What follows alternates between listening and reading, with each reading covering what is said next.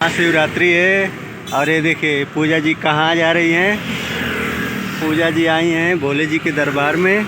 और ये देखिए कितना मस्त सजा हुआ है भोले जी का दरबार, पूरा जगमगा रहा लाइट और लिखा हुआ है दामोदर देवस्थान। दामोदर शिव जी का नाम है। और हम आपको दिखाएंगे। ये देखिए गाड़ी बहुत आ रही है, हम लोग रोड क्रॉस कर रहे हैं। और ये देखिए मंडप भी लगा हुआ है इधर आने जाने के लिए, और कितना खूबसूरत लग रहा है मंदिर।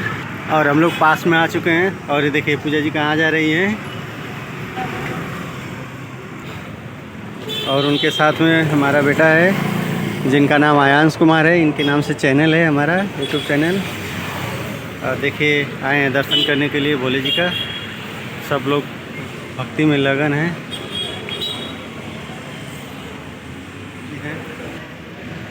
आपको पास में करके दिखा रहा हूँ।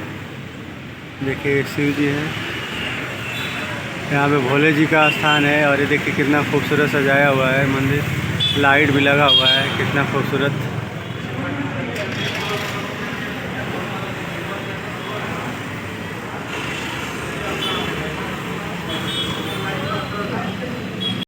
और दोस्तों वीडियो में बने रहने के लिए बहुत बहुत धन्यवाद। और हम लोग आ गए हैं यहाँ पे, देखिए आप लोग को दिखाए हैं वीडियो के माध्यम से।